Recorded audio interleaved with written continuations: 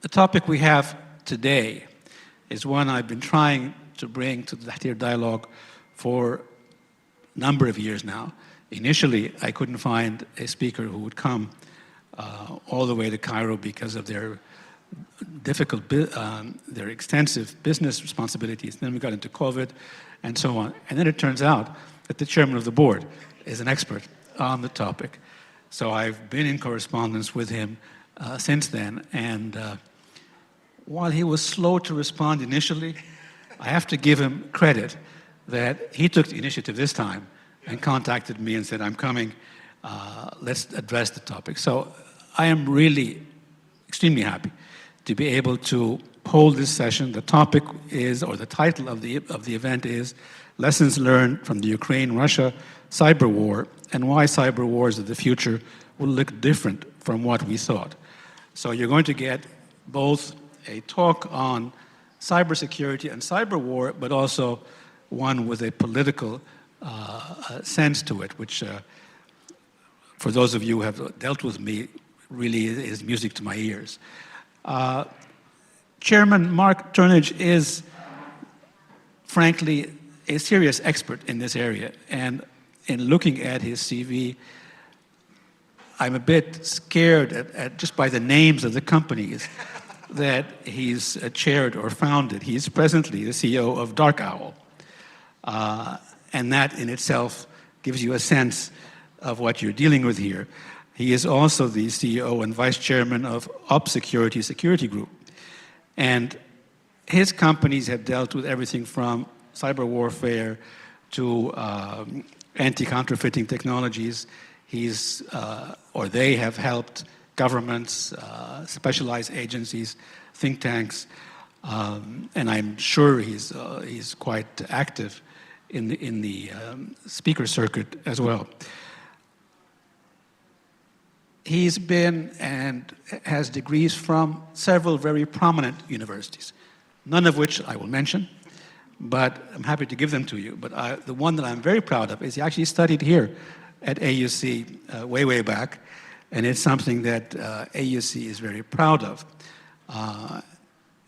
So let me open this up. I'm going to give the floor to Mark. He will speak to the subject using a set of slides as well as making points.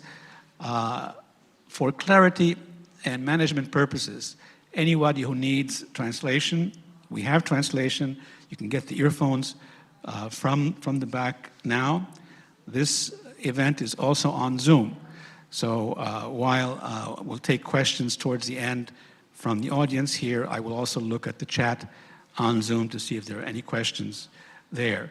Since it's on Zoom, it will also be webcast very few minutes after we finish. So this is a public event, and it's important for everyone to know that as a matter of practice. Mark, Chairman, can I invite you to take the floor? Thank you. Thank you. Thank you very much. Is this on? No. Is it on? Can you hear me now?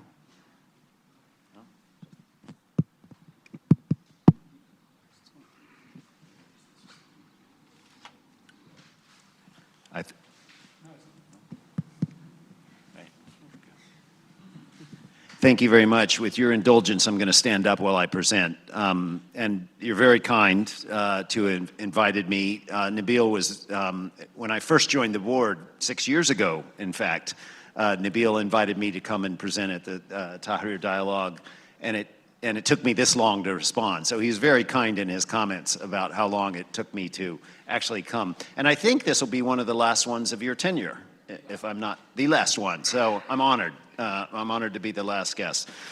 What I want to talk about tonight is the fact that we have witnessed over the last 4 months the first full-scale cyber war between two nation states in our history. And some of the implications and some of the observations that we've seen about that cyber war have real implications for how nation states conduct business going forward. So just briefly where am I pointing this? No? No? I can speak from memory if necessary. Okay. So what I want to briefly speak about is competing theories of cyber warfare against which we're comparing what we've actually observed. I want to specifically talk about what happened and is happening today in the Russia-Ukraine war, and what the impacts of those observations are on how nation states conduct warfare going forward. And then I have a specific slide on implications for Egypt and the Arab world of what we're seeing in the Ukraine, and then some concluding remarks. So one of the weird things or strange things about cyber warfare is it suffers from considerable definitional ambiguity. What people mean when they think about cyber warfare varies from person to person and frankly varies from academic to academic. When people talk about cyber warfare, they generally conflate one of these three circles behind Nabil. There's the physical disruption of communications and destruction of targets. There's, in the lower left-hand corner, disinformation and misinformation. And in the lower right-hand corner is espionage and communications. And depending on who you're speaking to, cyber warfare can mean one or two or all three of these types of activities. In reality, a broad definition of cyber warfare encompasses all three of these categories. The reality, though, is when we talk about cyber warfare, we're talking about actions by a nation state to penetrate another nation's computers for the purposes of causing damage. And that's the primary definition that we use of cyber warfare. I'm sorry, I'm standing in your way over here, so if you can see, I'll stand back. But there's considerable definitional ambiguity around cyber warfare, and it lends to a certain amount of confusion to theories of cyber warfare. It's also complicated by the fact that there are significant differences between cyber and physical warfare. And I want to spend a little time on this slide because it has real implications for how we've seen this unfold. The first is you don't have to be geographically proximate to your enemy to launch a cyber attack. You can be on the other side of the world and launch a cyber attack. So the old type of battle or the old type of warfare where you had to be physically within some distance of your enemy has gone. That requirement is gone. Perhaps even more importantly, in cyber warfare, most weapons are one and done. So a cyber weapon is an attempt to attack a network or a computer system using a known software vulnerability. Once that attack occurs, the software vulnerability is known to the person being attacked, and they can patch it, and it's done. That vulnerability cannot be used again. So a month and a half ago, the Russians shut down the entire internet system in Ukraine for one day, for 24 hours. They used a known vulnerability to get in and shut down the Ukrainian internet system. Within 24 hours, the Ukrainians had patched it, closed that vulnerability, and stood the internet back up in the Ukraine. That weapon cannot be used again. Variations of that weapon may be used in other contexts. There may be other software vulnerabilities that can be exploited, but that particular weapon that's shut down, it will not be used again. It's very difficult. So precise targeting with cyber weapons generally limits civilian loss of life. If you target a system it's less indiscriminate than, say, using shelling of a city or doing anything else. So that's a positive as well. Another major issue is attribution. Attribution, who is attacking me? And you'll see in some subsequent slides that the Russians have been very clever, as well as have the Ukrainians, in disguising where these attacks are coming from. But in the context of the potential escalation of a conflict with another nation state, attribution is critical.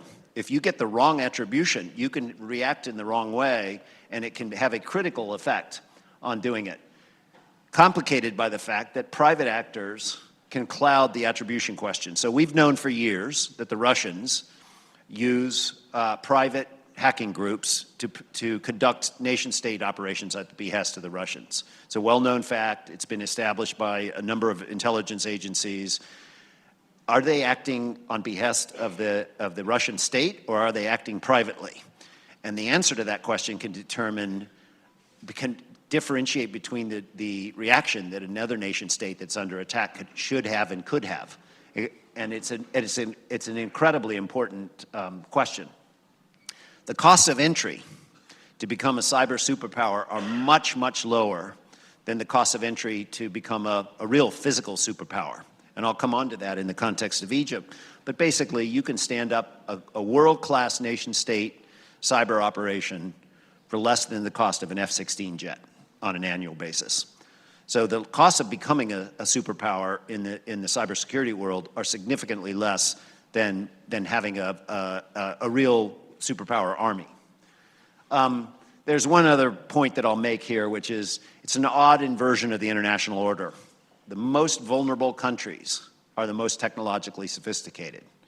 If to attack a country that is not particularly sophisticated, not particularly connected, is from a cyber perspective may not change anything.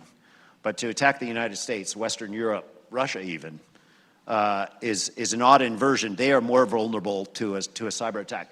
These differences between a physical and a cyber warfare played out significantly as we saw what happened in the Ukraine.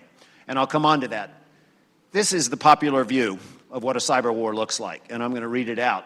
With a nation in the dark, shivering in the cold, unable to get food at the market or cash at the ATM, with parts of our military suddenly impotent and the original flashpoint that it has started going badly, what will the commander-in-chief do? This is the popular conception of what a cyber war looks like in the popular press. In reality, if you look at the academic press, if you look at what academics have written, broadly, the ideas, the theories, the competing theories of cyber warfare fall into three buckets, and the top and the bottom are effectively the same, defined differently. On the left, the revolutionists or the alarmists believe exactly what that prior comment said, which is a cyber war is going to shut down modern life as we know it. The skeptics or the traditionalists in the middle say it's nowhere near. It's not anything like that. It'll never happen. And the realists and the environmentalists on the right basically say, you know, this could have significant effect, but there's a lot of lack of clarity about how it's going to be. And there's been a lot of written in each of these buckets about whether or not these are valid theories. The problem is these theories have been written largely in isolation from any real reality, any sense of what has actually happened. And in fact, there are few historical antecedents, and these are they. These are the only real attacks by a nation state on another nation state that we've been able to document starting in 2007. So we're 14 years into understanding what cyber attacks look like, what those cyber attacks mean, how they affect countries. The first real sustained cyber attack on a nation state was Russia on Estonia in 2007. It was during a flare-up in relations between the two countries, and the Russians very successfully shut down a considerable part of the Estonian infrastructure over a course of about a month. The Estonians were able to respond. They were able to harden their defenses, able to get their water going again, their electricity going again. But this was the very first time we'd seen a nation state explicitly attack another nation state. Georgia in 2008, when the Russians fought a land war in Georgia, it was accompanied with a cyber war as well, very similar to what happened in Estonia. China, since 2009, has been engaged in a well-documented espionage globally, penetrating computer networks and extracting secrets. In 2010, Israel and the U.S. carried out a very successful attack in Iran using a cyber program called Stuxnet, where they were able to physically destroy a range of the centrifuges used by Iran. This, by the way, was the first time that we saw documented physical damage from a cyber attack. In 2014, Sony was subject to an attack by the North Koreans. In 2012, Aramco was subject to an attack by the Iranians that also caused significant physical damage in the Aramco facility. And then after 2014 in Ukraine. Now, there are some points here that need to be made. One is, in every one of these cases, the attribution of who the attacker was fairly clear from the beginning. There was no confusion about who the attacker was. And secondly, these lasted at most a couple of weeks. This was not a sustained cyber war over a number of months that was accompanied by a land war or a physical war. So these were the only antecedents that we had to compare against the theories of cyber warfare. I don't know if Dr. Masood is here, Tariq, but Harvard has ranked the top 5 global cyber powers. And perhaps the first 4 of those are not a surprise. Number 5, Netherlands, was a bit of a surprise to me, but they've basically gone through and ranked who are the world's real cyber powers today. Then I add honorable mentions: North Korea, Israel, and Iran. And I'll come back to Israel and Iran in our neighborhood here. But these are cyber powers who have significant assets, military or otherwise, intelligence otherwise, aimed at being able to mount a defense to a cyber attack, but also offensively attack other countries. So let's talk about the lead up to the Ukraine invasion. So Ukraine invasion was in February of this year. Starting in early January, my company and others started to see significant attacks against Ukraine, and particularly targeting the Ukrainian government websites and services. There were what we call false flag operations as well, where the Russians attempted to make the attacks look like they were coming from Poland. Now, quite apart from the fact that Poland didn't have any particular reason to attack Ukraine in January of this year, we were able to understand that they were actually Russian attacks being routed through Poland to look as if they were done so.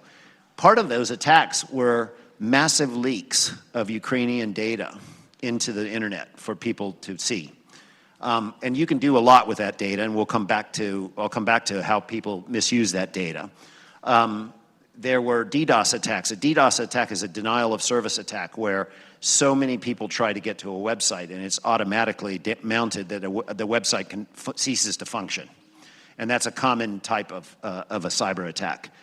And then we saw attacks against banks, and we also saw a new type of attack where instead of going into a computer and taking control of that computer, it just wiped the computer clean. So if you were subject, these are called wiper malware, where they would just go in and completely wipe the computer clean. So the recipient of the attack had nothing on their computer. It was completely gone. But we actually went back and saw that, in fact, some of these attacks went back well into the fall of last year. So these were predecessor attacks to the actual invasion, which occurred on the 24th of November, 24th of February. And you'll remember that the attacks occurred from 3 sides into the Ukraine, physical military invasion, and 250 missiles hit various points in the Ukraine. And we've seen on the front page of the newspapers and on televisions since that time, we've seen a tremendous amount of violence and death in this war, in destruction in Ukraine. This is where we started to see the cyber war start to unfold. And again, this is the first time we've seen a full-scale cyber war between 2 nation states. On day 1, the Ukrainian government put out a call to the world's hackers and said, join us in attacking Russia. It was the first time that a government has ever actually solicited and appealed to anyone outside of their country to help them physically attack. And tens of thousands of hackers around the world have joined the Ukrainians in attacking Russia. It's an unprecedented move we calculate well over 100,000 hackers. Some of those hackers are criminals. Some of those hackers are here in Egypt using their machines to mount DDoS attacks against Egypt. Some of them are teenagers. We have clients in Europe who have shut down their day-to-day operations to contribute their computers to mounting attacks against the Russians. We can't actually do business with them right now because they're assisting the Ukrainians in mounting attacks against Russians. Many of you will have been familiar with this group Anonymous. They're an underground group that operates in the cybersphere. They announced on day 3 of the war that they were going to join the Ukrainians and attack Russia. On day 5, we started to see significant attacks against Russian targets. And by the way, on a daily basis, the Ukrainian government posts targeting data of Ukrainian sites for these hackers to attack.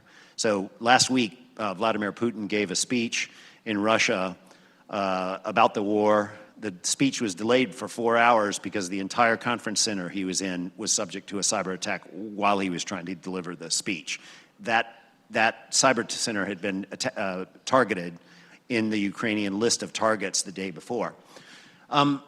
What are they actually hitting? They're hitting critical infrastructure suppliers. All the major oil and gas companies became targets.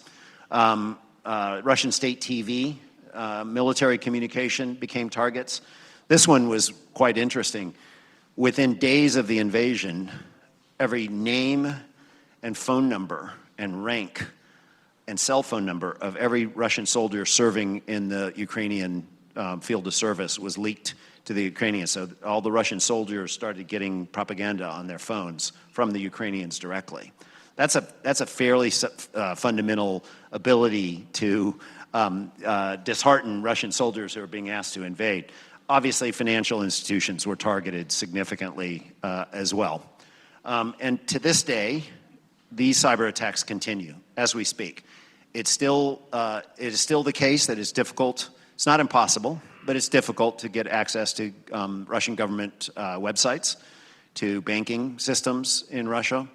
It's more difficult than it would be in a scenario, but it's not impossible. A lot of very creative attack methods. When you green light 100,000 or so hackers to attack a nation state, this is what happens. Turned out that 100,000 Russian government printers are networked in a common network. And the hackers went into the network and started spitting out Ukrainian propaganda in every government ministry. Every printer started printing up government propaganda from Ukraine. And actually, when I say propaganda from the Ukraine, what they were printing was, you know, here's what's really going on, because the Russian news media has not covered this in a fairly straightforward manner. Streetlight control systems across Russia were attacked. There were significant attacks on Russian social media networks. And again, most of these are in a propaganda or information sharing context. Electric vehicle charging stations were hacked. Radios shortwave radio bands were hacked as well. ATMs, as I said, radio, television, food delivery, shipping, railing, everything was under attack and continues to be under sustained attack today.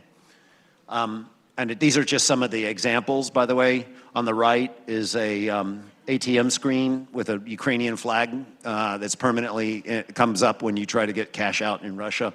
On the left is some bad words about Putin that come up when you try and charge your electrical vehicle. In addition to those, there were clear attacks against critical infrastructure. And this is the frightening part. This is the part that really does scare you. Water and electricity facilities were targeted, but we've not seen really significant impact from those. No city has lost their water. A couple of cities have lost electricity for an hour at a most. Oil and gas facilities have been hacked, and there have been physical damage and explosions, but it hasn't shut down the flow of oil and gas inside Russia. Satellites have been targeted, and those very much, and some of them have been compromised. Data was leaked from the Nuclear Research, Joint Institute for Nuclear Research in Russia. And all the IP vendors, all the IP providers, internet service providers in Russia have been subject to attacks as well. And I just want to point out that none of these attacks have kept the Russians from mounting an attack in the Ukraine, or kept Russian citizens from ultimately being able to buy food, live their lives, have access to water, electricity, cash, anything else. So these are being mounted at an unprecedented level, and still it's not ultimately having an effect on their ability to wage war, or discernibly having an effect on morale among the Russian public. A second feature of this war that has been unanticipated is that the criminals have fallen out. Now, we knew that in the lead up to the war, that a lot of the criminal gangs, underground criminal gangs who were mounting ransomware attacks or otherwise attacking organizations in the West, including universities in the West, hospitals in the West, were gangs that had Ukrainians and Russians working together. These were the hotbeds, frankly, of criminal activity in the underworld, in the cyber underworld. As soon as the war happened, these gangs split in half and turned on each other. And it has been an enormous boon for law enforcement to see the amount of data that they have leaked about each other into the internet and spilling each other's secrets. Some of this is technical, so I apologize, but the Conti and Kuming project were two gangs that actually went and sided with Russia. Their Ukrainian partners then proceeded to spill all their secrets into the open internet, and we've seen a massive amount of data, including victim lists, encrypted codes, messaging back and forth between the criminal gangs spilled into in an attempt to incriminate the other side and limit their capability to mount attacks. And then I'll just say one word about Belarus. Belarus, the Ukrainians, you'll remember that the Russian attack into the northern part of Ukraine came out of Belarus. And so the Ukrainians have also targeted Belarus for many of these attacks. And it basically follows a similar pattern. They attacked railways, electrical systems, grids, internet service providers, and it has actually had an effect in Belarus. I think to this day you can't buy a ticket on a train in Belarus. The entire system's been compromised to the point where it hasn't been able to be recovered. This is the big issue that has bedeviled the West, which is how much of this war between Russia and the Ukraine and Belarus is going to spill into Western Europe, North America, and their allies. And in fact, it has. Romanian gas stations have been knocked offline. The German wind turbine, the entire network was knocked offline for several days. It's not on this slide, but there was a European satellite communication system that was knocked offline. I'm not sure it's actually back up yet, but it was knocked offline for a significant period of time. And we've seen an increase in activities, which has led the Cybersecurity and Infrastructure Security Agency, the Department of Homeland Security in the United States, to put out what they've called a shields up alert. Basically what they said was everybody needs to be on guard. We're going to be subject to attacks, and we have been. There's been a persistent increase in attacks from Russia into North America and into Western Europe. The surprise, though, has been that they've not been serious. They've not been able to shut down anything significant for a sustained period of time. And the question is why? Why are Russia's cyber retaliation against the US and NATO surprisingly ineffective? There's a bunch of reasons. One is they're adopting a defensive posture right now. They're under attack from the Ukrainians and the world's hackers, so they've got other things to worry about right now.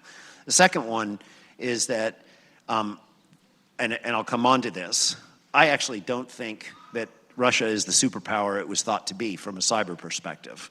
And it's in many ways, their weaknesses on the battlefield have been mirrored in the cyber sector. I think they've been too dependent on criminal gangs to conduct their operations in the past.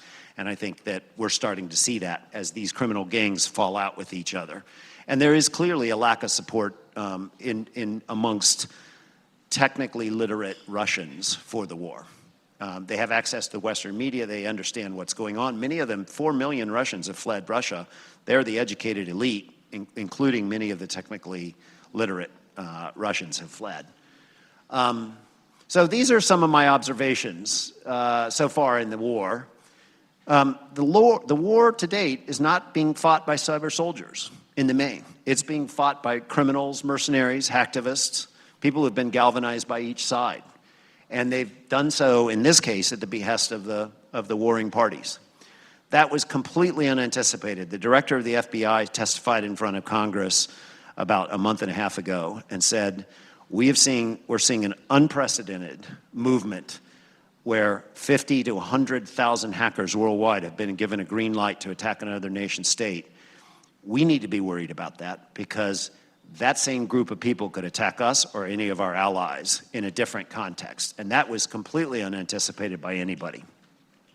Second observation is, as I said earlier, cities aren't losing their water and power for longer than a couple of hours. The concept of a war is, a cyber war is returning us to the Stone Age. No water, no power, no electricity, no internet for a long period of time just has not been borne out by the evidence. These weapons can be used once, they can be patched, you can move on and address the issue. That has not been the case. There's little evidence of any sustained or serious impact in either Russia or the Ukraine. The implications, as I said earlier, of the war largely being fought by private citizens beyond the control of governments, I think is very poorly understood. And among the issues that have been identified is what happens if you have a ceasefire? What happens if you have a negotiated peace and they choose to continue to wage war? This could be a major issue. And as I said earlier, my personal observation is that I think some of the weaknesses that have been seen in the Russian military operation in the Ukraine have been mirrored in the cybersphere as well. The Ukrainians have punched above their weight with the help of these cyber hacktivists, and the Russians have not been as effective as we thought they would be. I have a couple of observations which fall also into this idea of how does this actually play out in the real world going forward. Privatization is not new to warfare. The Greeks and the Romans used mercenaries, private mercenaries, to fight many of their wars. But the level of privatization that we're seeing in the waging of this war, I think has implications for nation states going forward. And I'll just talk about it. As I mentioned, private hackers are waging the cyber war. Within days of Russia invading Ukraine, Elon Musk and SpaceX started launching satellites over the Ukraine. These are private satellites by a private entity from a private launch pad in Texas at the request of the Ukrainian government. Within days, he had satellites over the Ukraine, which the Russians, by the way, then hacked, and he mounted one of the most successful defensive counterattacks in history. And 100% of Ukrainian military communication today goes on through a private satellite network that was parked over Ukraine 3 days after the war started. That's by a private actor. Commercial satellite imagery is used by both sides, widely available commercial satellite imagery. Western sanctions against Russia are actually being enforced by private banks and private actors. The best open source intelligence on the war is a British nonprofit or Dutch nonprofit, Bellingcat. They have the best reporting using open source data on what is actually happening at the battlefront. Russia is using its own group of mercenaries, the Wagner Group, to fight many of these battles. And in fact, they're actually flying Russian Air Force jets. All of this is well beyond the direct control of many of these governments. And how that plays out in a traditional theory of nation-state behavior is yet to be seen. Finally, implications for Egypt and the Arab world. So the neighborhood we live in here in Cairo has two super cyber powers. Iran and Israel are two cyber powers, two significant cyber powers. As I said earlier, the cost of mounting and building a world-class cyber operation is about the cost of an F-16 jet on an annual basis. So not that much in the context of an overall military. In the Arab world, most cyber operations are viewed as intelligence assets. They're not viewed as more holistic. They need to be integrated really throughout the military and into the political sector to be effective. That's because a military mounting a disinformation campaign is going to do so very differently than a political actor acting, trying to use their mount a more nuanced political campaign. A military is a little bit of a blunt force. So my advice would be, whatever cyber operation Egypt stands up and has stood up needs to be part of a larger establishment, not just part of the military or not just part of the intelligence services. It needs to be culturally sensitive. Why was Russia so successful in 2016 in the presidential election misinformation campaign? It was because they had Russians who fundamentally understood how the U.S. thought, where the political pinch points were, where the fault lines were, and how to exploit those. And by the way, that also means native level English is a must. You know, you cannot, it's very easy to see hackers in the underworld or conducting misinformation campaigns who don't speak English well. And I would say, you know, Iran's particular use of terrorists is very destabilizing. There's a new actor called the Jerusalem Electronic Army, which is based partially in Gaza, based partially in Syria, attributable to Iran, that's starting to mount significant cyber attacks in the region. And so not only do you have an offensive capability that you need to put in place, but a defensive capability as well. I'm going to finish with some unanswered questions and then open it up to any questions that you might have. How will cyber war be governed under the laws of war, both in the decision and the justification for going to war and in waging that war? The laws of war are well understood, not often observed, as we can see today in the Ukraine.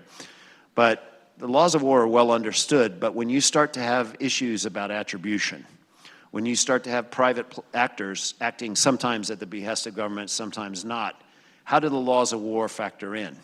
How does targeting of civilian targets work in a cyber context? These are unexplored questions that we're just starting to see come into play. Do attribution issues increase the risk of escalation? My answer is yes, absolutely, unequivocally. If I'm the foreign leader, if I'm a leader of a nation state and I feel that I'm under attack from a foe and I misattribute that attack, it could have disastrous consequences. What are the implications of the appearance of non-state actors on this stage? And ultimately, will cyber warfare become strategically decisive or not? It has not been strategically decisive in the Ukraine-Russia war. It has been a factor, but it has not been decisive. It has not altered either of the combatants' behavior. But are we headed to a future where it could? Are we headed to a future where the interconnectedness of these societies is such or interconnectedness of a society is such that somebody could shut it down? I tend to think not, but is that something that could happen? And then finally, where's the line between cyber terrorism and actual nation-state conduct on the battlefield? So those are some of the observations. I hope I haven't been too technical in doing that. More than happy to answer any questions that you might have.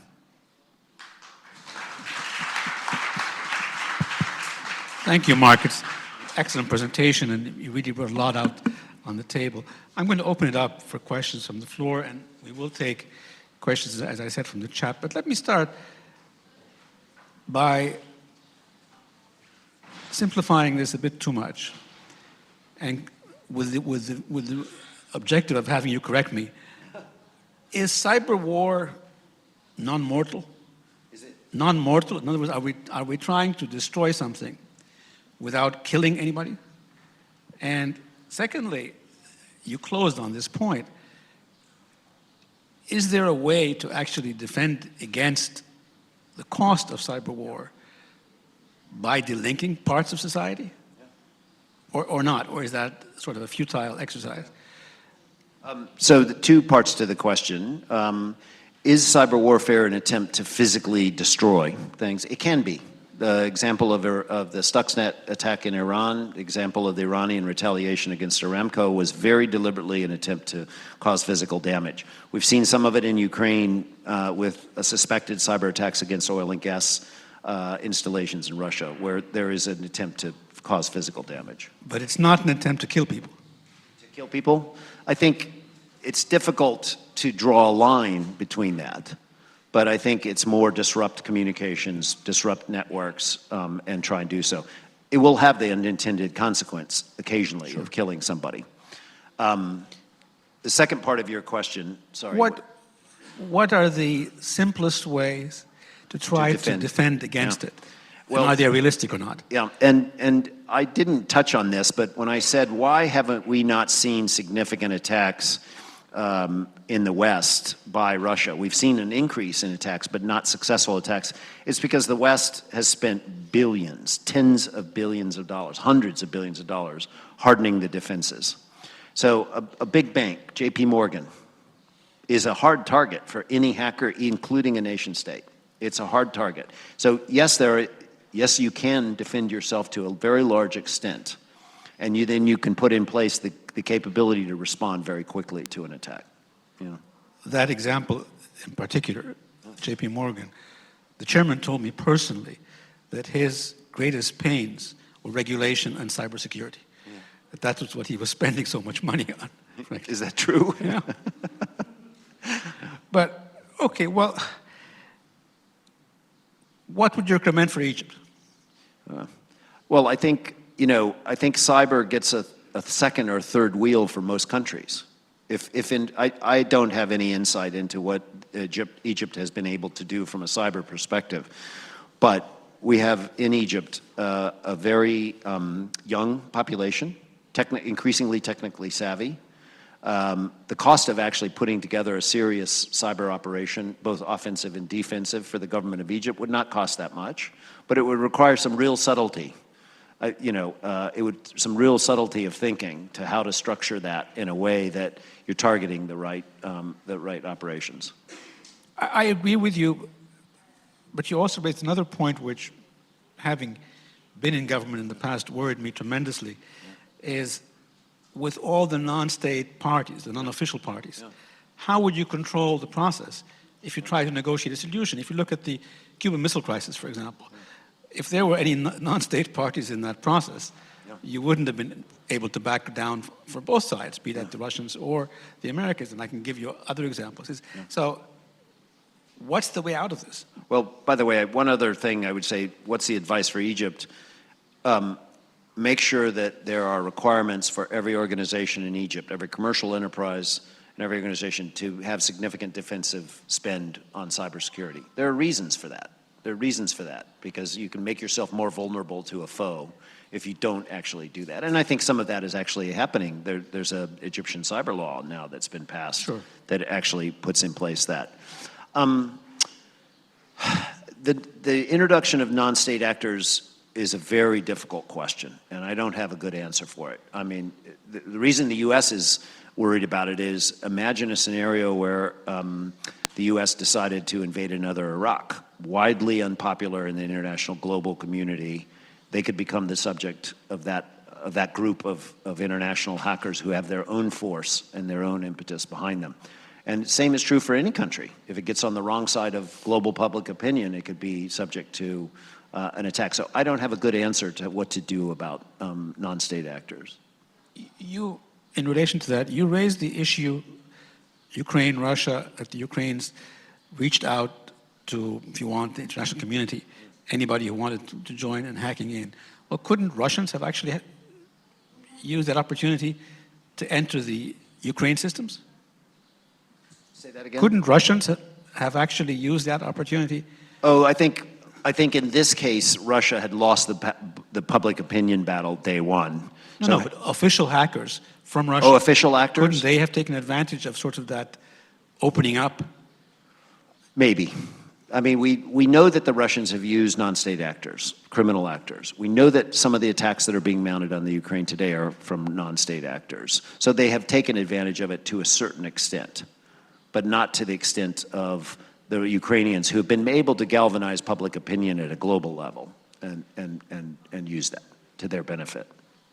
Let me close my questions, and I will really give the audience a chance. Is cyber warfare inevitable? Or is there a way for, I mean, you made the excellent point that it's very difficult to govern if they're all somewhere in the shadows. But consequently, is cyber warfare inevitable at different levels? I think it is inevitable, and I think perhaps the best example of the inevitability of cyber warfare is the fact that each of the U.S. military branches have now their own cyber command. Air Force, Navy, the Marines and so on have their own cyber operations. It's an extension of the battlefield, is what it is. It's an extension of the physical battlefield to the virtual space. And for good reasons: communication disruption, physical damage if you can pull it off, misinformation, disinformation, and so on. But I think it's inevitable. I think every war we see going forward will include a cyber component. How decisive that is will be a different question. Given that you're originally a lawyer, Yale, I think Oxford, Cambridge, number of, would you consider cyber warfare to be justification for a physical attack? Is it an act of war? An actual war? Yeah. Yes. I think there's an increasingly, it can be an act of war. If it's a physical attack on a virtual target, it can be considered an act of war. Well, I may have misheard something, but at the beginning you said the Ukrainians invited non-state actors to attack Russian systems before the military operations actually started. No, it was after the military operation. Had they done that the day before, I think the international moral calculus of the starting of that war would have been that's different. why I was I may asking have confused you on that. So it's okay, thank you. It was only after the physical attack started. Any questions from the floor? Please, for the sake of the recording, please, I know you, but please announce your names just so that it's all recorded. Richard? Richard Bartlett, board member. Two questions, Mark. To what extent in being a cyber power is a country advantaged by being a hardware provider? Is being advantaged by being a hardware provider? A hardware provider. The sort of concerns about Huawei and my recollection is that Stuxnet actually involved hardware that had been provided. And then my second question is, in building up your cyber warfare capabilities, how much of a risk is there that your assets walk out the door every night? And so the risk of having double agents, if you will, who truly understand what's going on, I would have thought would be. On the first question, does it advantage a nation state to be a hardware provider or a hardware manufacturer? It doesn't, actually. Russia is not a big hardware manufacturer, but they actually are, and certainly not the Ukraine. And they've been fighting a full-scale cyber war. You can fight a cyber war on the laptop that Nabil has on his lap with the right weapons and the right software tools. And so it's more about the software and knowledge of the vulnerabilities than it is about the ability to penetrate hardware. To use the example of Stuxnet, Stuxnet was actually a software program designed to attack a certain industrial control system used to control the spinning of the centrifuges. But I thought in that case we embedded it in a computer that we provided. So the way that it was transferred to the Iranians had a centrifuge facility that was completely cut off from the internet in anticipation of an attack. And the way either the American or the Israeli, it was a joint operation, were able to get that software into that facility is they had an intelligence operative drop a memory stick in the parking lot. And somebody picked up the memory stick and went and plugged it into their computer inside the facility to see whose it was so they could return it to the owner. And the entire facility was infected. So being a hardware provider does not necessarily help you at all. The second question is, if you stand up a nation-state caliber operation, what's the likelihood that your assets are going to walk out the door? It's happened to the United States twice in the last 5 years. Both the NSA and the CIA have had their best hacking tools leaked into the darknet by contractors who felt that they were being inappropriately used and leaked them into the darknet. So all of the tools that were employed by the NSA and the CIA at those points in time were made public and were picked up by other nation states immediately. So it's a fundamental risk because these assets aren't assets that you can put a fence around very easily. It's a fundamental risk. Ahmed. Dr. Dalal, please. Ahmed Dalal, AUC. So if Russia is not the superpower we thought it is in the cyberspace, does this suggest that our notion, our ideas about the Russian intervention in American elections is exaggerated? Does it suggest that? That the idea of Russian intervention in the American elections, Yeah. the Trump elections, is exaggerated? Well, I think we've seen a lot of commentary about the Russian state military being vastly weaker than we expected as part of this war. Do we think that that applies to Russia as a whole? Is that the question? I mean, If they're not the superpower we think they are, does this mean that, I mean, we think they intervened in the elections? Oh, no, I think the question about did they actually, I think that the campaign that was mounted in 2016 was highly effective, but it was a very narrow misinformation campaign aimed at social media. It was not a broad-based cyber attack across infrastructure, water systems, power systems, nuclear systems. It was just a very narrow attack in 2016. Very effective, by the way, on Facebook and Twitter and a few other social media networks. So that was a much more targeted attack, and that was extremely effective. I mean, it's been well documented how effective that was. But when I say they're not the superpower we thought they were, people thought that because they did that so successfully in 2016, they could shut down the power grid in Ukraine for weeks at a time. And that has not been translated into the case.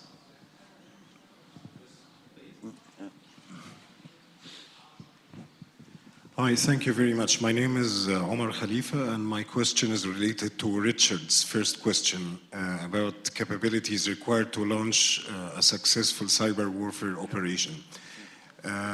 I'm not technically qualified to say exactly what kind of infrastructure you would need, but I suppose that beyond being a hardware manufacturer, maybe having access to satellite technology, maybe being the United States and actually hosting the governing bodies of the internet on your land, and it is actually out of the states that the fiber optics cables are extended to countries all over the world. Yeah. So does this not give the US or the West in general advantage that goes beyond what a teenager sitting in their basement can deliver? And another part of the question, you remarked that Russia is not a superpower when it comes to hardware manufacturing, but they do have long history of being of satellite communications, like they're developing native technologies. Yeah. So to what extent do you think this positions them now and in the future as actual superpowers uncontested by anybody else? Thank you. So the first question is whether the United States, in particular, by being a significant hardware manufacturer, and I would put China, by the way, in the same camp, is able to take advantage of that from either an espionage perspective or from a cyber perspective. And the simple way to think about that is, if everything that is shipped out from the U.S. hardware manufacturer has a backdoor that we can exploit in the context of a cyber war, does it give us more power than would be the case, say for Russians trying to fight a war? The answer is no, actually. I mean, this is my personal opinion. There's tremendous hostility right now between the U.S. Tech sector and the U.S. government, and has been for over a decade. You will be familiar with the split between the dispute between Apple and the U.S. government, and the continual threats to force Apple to give the U.S. government a backdoor to its systems for either espionage or for law enforcement actions. The U.S. tech sector is not receptive to the U.S. government knocking on its door and saying, "Give us a backdoor." And to be honest, that's due to Snowden. Leaking a lot of information about how effective the U.S. government was working with the tech sector, and the tech sector saw that as a death blow. The fact that that information was public. I've been personally in meetings with CEOs and members of the U.S. government pleading with the tech sector to be more cooperative with the U.S. government. So I don't think it's happening. It could be that it's happening without my knowledge, but I don't see that in a cyber war the U.S. would have a natural advantage. Although the U.S. is the largest superpower in the world still, and they've probably put more money against cyber warfare, offensive cyber warfare, than any other country. So could they cause more damage than what we've seen in Russia and Ukraine? Undoubtedly, yes. Yes, they could. Will it be decisive on a battlefield? I'm not sure. The question about Russia responding, the literature that I've seen and the press reporting I've seen suggests that at the basic level of obtaining chips to replenish the tanks and the targeting system in tanks and in airplanes, that they're struggling. They're not a chip manufacturer, or global chip manufacturer. Do I think that given enough time and money they could do that? Sure. I mean, we saw them fight a Cold War with world-class weapons. There's no question they have the technical knowledge to do it. Do they have the capability today? I don't see it.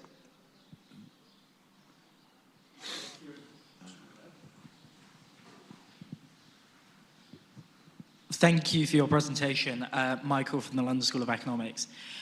My question is that many Russian soldiers went to the front with their phones on and following very limited operational security, where it was exploited from a comment, human, SIGINT view. So my first question is almost why those standard military operating practices weren't followed, and considering that the biggest flaw of any approach is, namely user error, how this can be mitigated. And my second question is, how is Russia able to repel attacks given the sheer scale that you've spoken about and its compliance with operational security? Thank you very, very much. No. So the first question about why has the operational security been so poor at the front, I think remains unanswered. It's shocked the Western military observers. In fact, almost none of the cell towers have been destroyed, which would normally be a first military target. None of the cell towers have been destroyed in the Ukraine because the Russians are relying on them for inter-unit communication between military units. They're relying on Ukrainian cell towers, which the Ukrainians can easily listen to. I mean, they're hearing this in open. So their OSINT has been, their operating security has been terrible. And surprising, frankly. I mean, we've seen cases where they're using shortwave radio to communicate with each other, unencrypted shortwave radio, which is very easy to intercept. I don't have a good answer for why that has been so poor. Sorry, your second question was? Sorry, my second question covered almost how Russia is able to patch some of those vulnerabilities, in some cases within hours for critical national infrastructure. Same reason that the Ukrainians have been able to patch it, which is they can see where the attack came from and they can patch the back door. So if you're in a house and a burglar comes through the back door, you can kick the burglar out and you lock the back door, or you fix the back door's lock. And the same thing happens in a software context. So they've been the same tens of billions of dollars that have been invested in the West to harden the target have been also invested in Russia. In fact, most of the Russian government websites, most of the Russian oil and gas infrastructure targets, all those are protected by Western products. I mean, they're protected by Oracle. They're protected by Palo Alto Networks. So the exact same systems that are defending the West are being used by the Russians to defend against attacks themselves.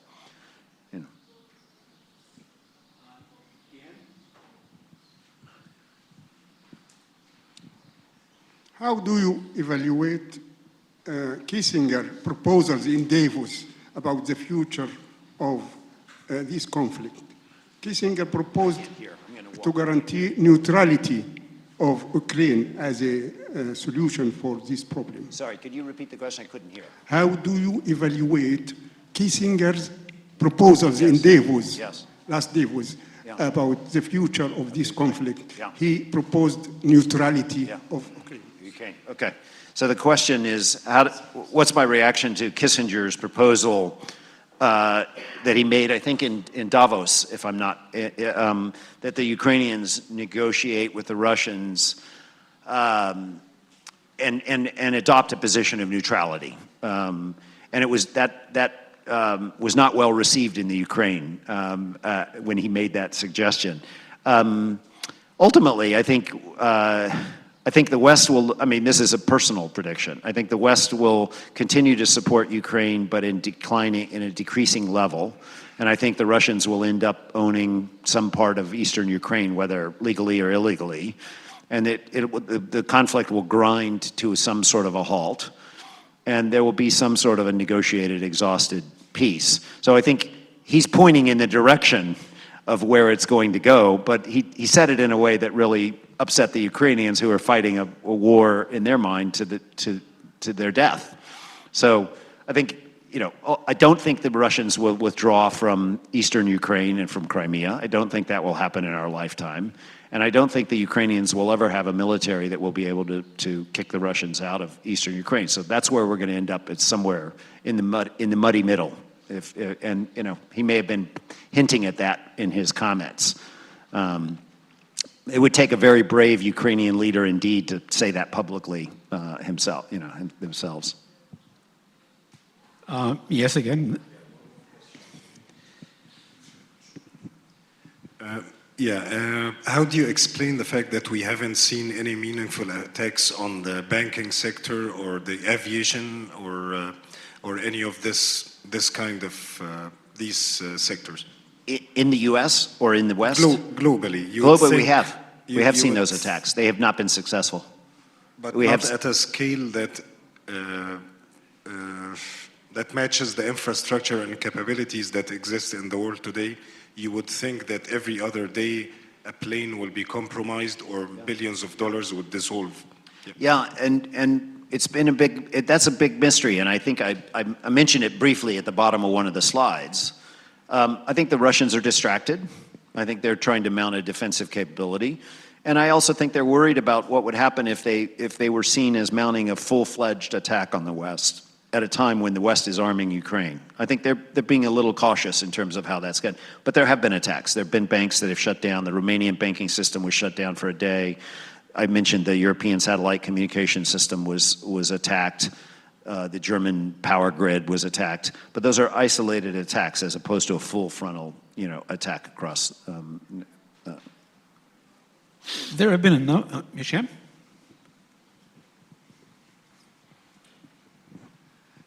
Hisham Al-Khazanda, trustee. Thank you, Mark. Very enlightening. Just to make sure I understand, and then followed by a question. What you're saying is that so far, at least, when we think of cyber warfare, we haven't had, a neutron bomb type effect in any conflict. It's been more like special ops targeted. These are the things that have been successful, such as, the Israeli attack on the Iranian facility, or psychological, special ops such as the US election in 2016.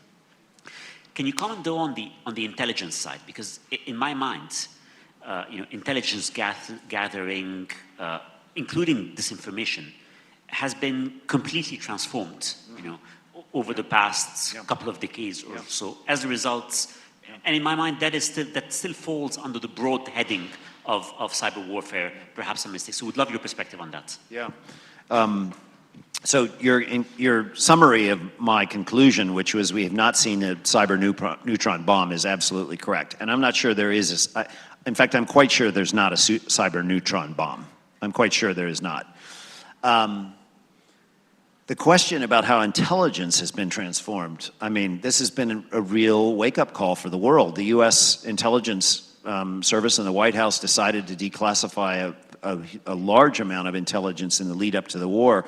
And I think, from my perspective, it completely disarmed the Russians. They had no idea how to respond to this, other than just to deny it, which was difficult because the U.S. intelligence agencies were showing pictures of the buildup on the border. And I think it's created a new normal. I noticed yesterday in the press, the Israelis have now started to use the same tactics with respect to the Iran nuclear program. They stood up yesterday and shared intelligence that had never been seen. Now, whether that's accurate, misinformation, I don't know. But other intelligence agencies are starting to realize that in the war for public opinion, they need to be more open in sharing that intelligence. And I think it had the requisite effect that when the Russians actually went into the Ukraine in late February, public opinion was already turning against them. So those hackers who jumped on the Ukraine bandwagon did so in an environment where public opinion and sentiment was against the Russians already. So I think it creates a new normal for intelligence agencies, and I think it requires intelligence agencies to act in a more subtle manner than they are normally geared to act. Like, you have to think really differently as an intelligence official about whether you're going to leak information or show information publicly than you did even 6 months ago. I think it creates a different set of challenges. Yes, please, in the second row.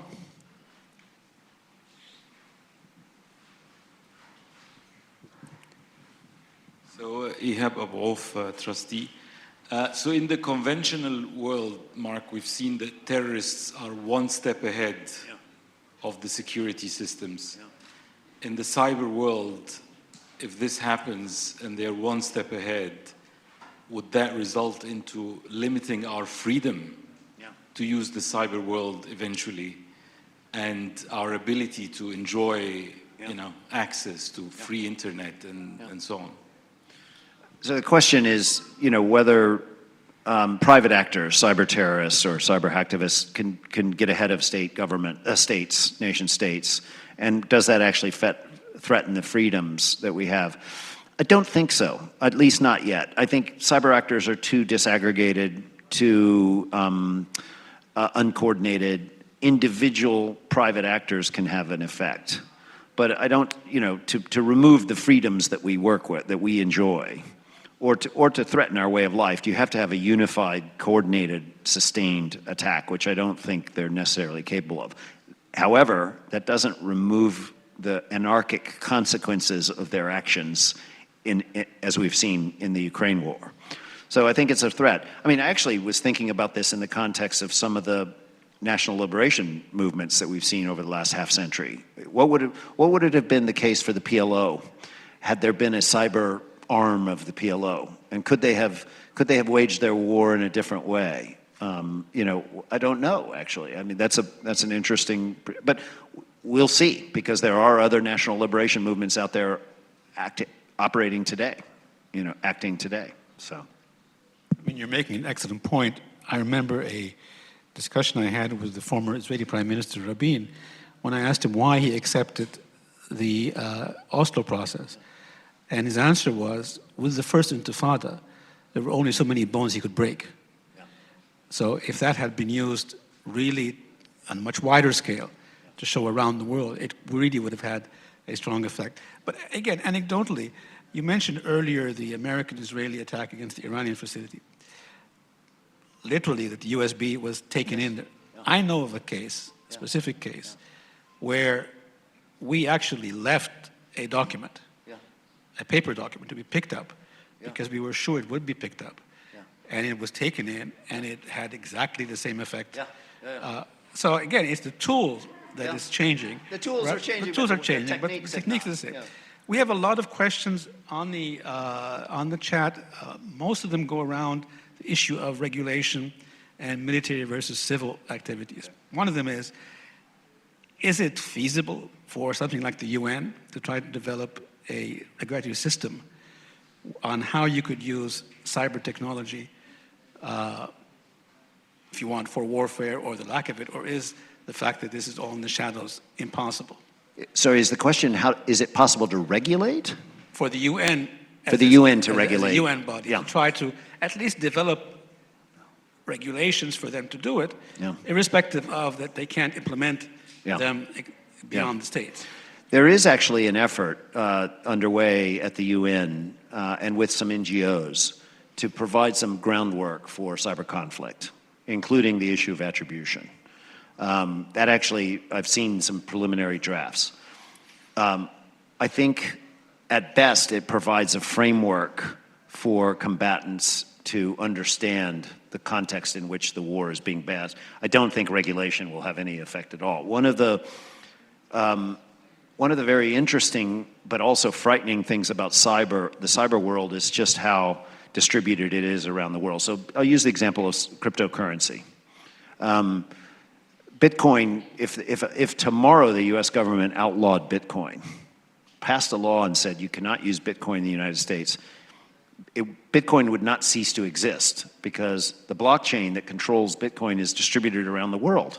Even if the FBI had found the servers in the US, which it could not do, and shut down those Bitcoin servers in the US, it wouldn't have any effect at all. The similar thing is for the darknet, where my company operates.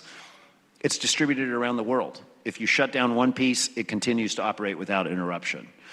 So against the context of a truly anarchic, it's almost anarchic in the purest sense of the word, regulation, who's going to enforce this regulation unless you got every nation state in the country, in the world, to simultaneously enforce, some sort of regulation, which we've never seen anything like that. I personally agree with you, but again, if you look at the laws of war, I mean, you're out there to fight a war, to kill your counterpart, but then you develop laws of war where you shouldn't use these kinds of weapons versus these kinds of targets. So maybe the idealists think that this is also something that can get to the point where it requires this kind of regulation. I anticipate that in our lifetimes, we'll see war crimes prosecutions for indiscriminate use of cyber weapons. I do see that coming. But how that unfolds, I don't know. For example, imagine a cyber attack against a nuclear installation that led to a physical damage and a release of radioactive material that killed thousands of people. I could easily see that being prosecuted as a war crime. Now, question is, could you find the actor who committed the crime and actually prove that in the court of law? And it's, you know. Any other questions from the very end in the back? Mohammed Ali, شمال لك. شمال خالص ورا. Go ahead. My name is Mohammed Sabri. Thank you very much for this interesting debate. We've come to learn that Russia is not as strong as it was thought to be, partly because of the use of private groups in this cyber warfare. How does that affect the way the major states deal with these groups going forward, knowing that they make up a considerable force on the international scale as we've seen in this war? Yeah, no, that's a good question. The short answer is I think the major nation states are worried. I think I mentioned that the FBI director testified that this is just unprecedented and they really don't know how to think about this. And I think it's a new force in international cyber warfare that no one knows how to control, how to estimate, and how it could have an effect in the future. No one knows. So I think, it's not the case that if that 50 or 100,000 hackers turned against, say, the United States or Western Europe, they could not, that they would have a measurably more effect than they have against Russia. Could they shut down the electrical grid? Could they release the cyber neutron bomb? Probably not, but could they cause some damage? There's no question. And I think they've seen themselves empowered by this. You can see it when they talk among themselves in the darknet. They feel very empowered by this, by what is unfolding. So it's a worrying trend. Would I be exaggerating if I said that from listening to what you said, one can conclude that military facilities are more secure versus cyber warfare than even high-end civilian securities? And are they secure enough? I think it's safe to say that military facilities, broadly speaking, are more secure because military pays more attention to this. Are they safe enough? No. We see plenty of military. I mean, the Russian military information was widely leaked immediately, including the names of the soldiers who were fighting in each of the units. I mean, the war. By the way, you know who's using that? The International Court of Justice has collected that information. And they know who the commander was in Bucha, who was in charge of the Russian soldiers in that town while it was occupied, while apparently mass executions took place. They have the information, they have his name, they have his birth, I mean, they have all that information. So this can be used by both sides, you know. Any other questions? Well, Mark, thank you very much. Thank you. This has really been an excellent. Thank you very much. Thank you. I think it's a great conclusion to this event, and I hope you will come to many more events as they are organized in the future. Thank you. Thank you, Mark.